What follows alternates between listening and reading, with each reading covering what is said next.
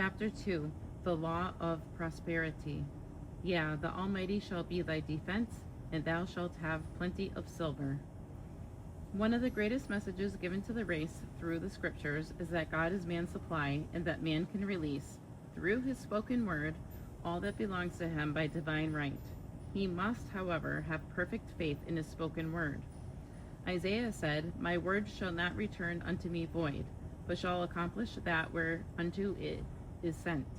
We know now that words and thoughts are a tremendous vibratory force, ever molding man's body and affairs.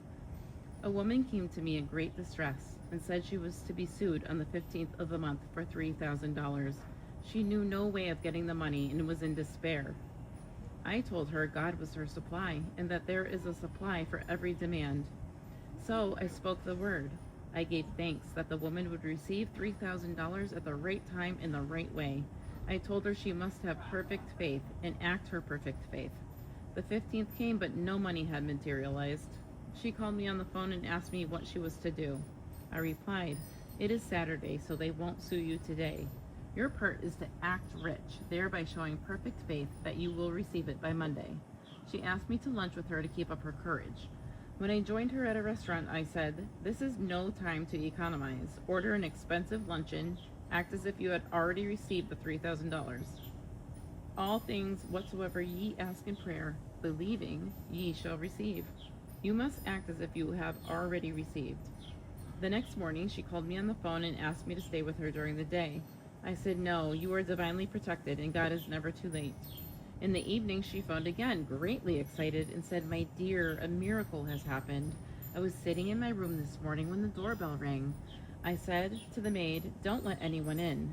The maid, however, looked out the window and said, 'It's your cousin with the long white beard.' So I said, 'Call him back. I would like to see him.' He was just turning the corner when he heard the maid's voice and he came back. He talked for about an hour, and just as he was leaving, he said, 'Oh, by the way, how are finances?' I told him I needed the money, and he said, 'Why, my dear, I will give you $3,000 the first of the month.' I didn't like to tell him I was going to be sued. What shall I do? I won't receive it till the first of the month, and I must have it tomorrow," I said. "I'll keep on treating." I said, "Spirit is never too late." I gave thanks. Oops. I said, "Spirit is never too late. I give thanks she has received the money on the invisible plane and that it manifests on time." The next morning, her cousin called her up and said, "Come to my office this morning and I will give you the money." That afternoon, she had $3,000 to her credit in the bank and wrote checks as rapidly as her excitement would permit.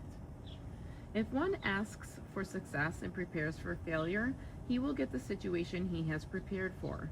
For example, a man came to me asking me to speak the word that a certain debt would be wiped out.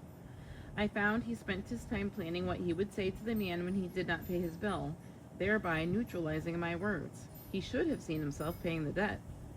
We have a wonderful illustration of this in the Bible relating to the three kings who were in the desert without water for their men and horses. They consulted the prophet Elisha, who gave them this astonishing message. "Thus saith the Lord, Ye shall not see wind, neither shall ye see rain, yet make this valley full of ditches." Man must prepare for the thing he has asked for when there isn't the slightest sign of it in sight. For example, a woman found it necessary to look for an apartment during the year when there was a great shortage of apartments in New York.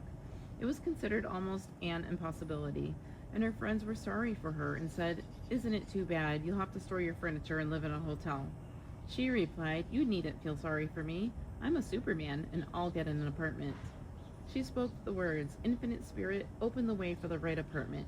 She knew there was a supply for every demand and that she was unconditioned, working on the spiritual plane, and that one with God is a majority.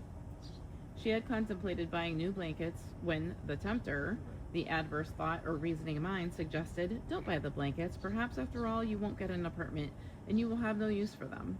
She promptly replied to herself, "I'll dig my ditches by buying the blankets." So she prepared for the apartment, acted as though she already had it.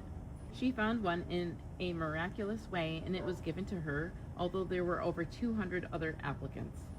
The blankets showed active faith.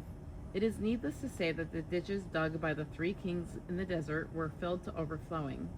Read 2 Kings. Getting into the spiritual swing of things is no easy matter for the average person. The adverse thoughts of doubt and fear surge from the subconscious. They are the army of the aliens which must be put to flight. This explains why it is so often darkest before the dawn. A big demonstration is usually preceded by tormenting thoughts. Having made a statement of high spiritual truth, one challenges the old beliefs in the subconscious, and error is exposed to be put out. This is a time when one must make his affirmations of truth repeatedly, and rejoice and give thanks that he has already received. Before ye call, I shall answer. This means that every good and perfect gift is already man's awaiting his recognition. Man can only receive what he sees himself receiving. The children of Israel were told that they could have all the land they could see. This is true of every man. He has only the land within his own mental vision. Every great work, every big accomplishment has been brought into manifestation through holding to the vision, and often just before the big achievement comes apparent failure and discouragement.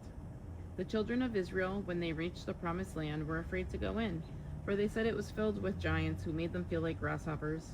And there we saw the giants, and we were in our own sight as grasshoppers.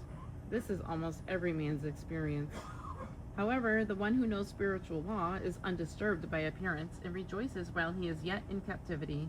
That is, he holds to his vision and gives thanks that the end is accomplished, he has received.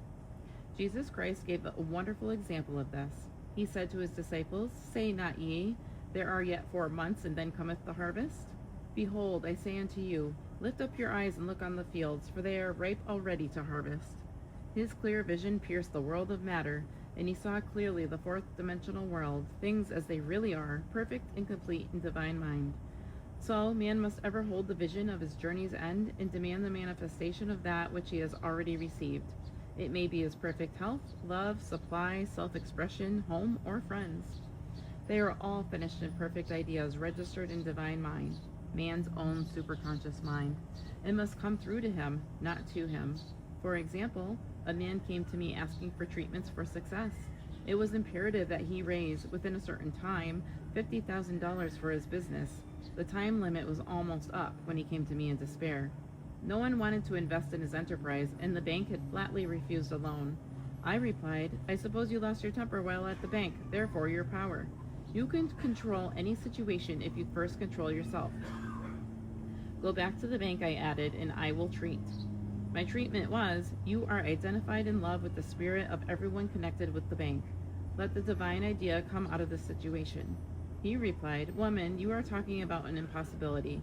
Tomorrow is Saturday, the bank closes at 12, and my train won't get me there until 10, and the time limit is up tomorrow.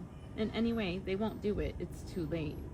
I replied, God doesn't need any time and is never too late. With him, all things are possible. I added, I don't know anything about business, but I know all about God. He replied, It all sounds fine when I sit here listening to you, but when I go out, it's terrible. He lived in a distant city, and I did not hear from him for a week. Then came a letter. It read, You were right, I raised the money. I will never again doubt the truth of all that you told me.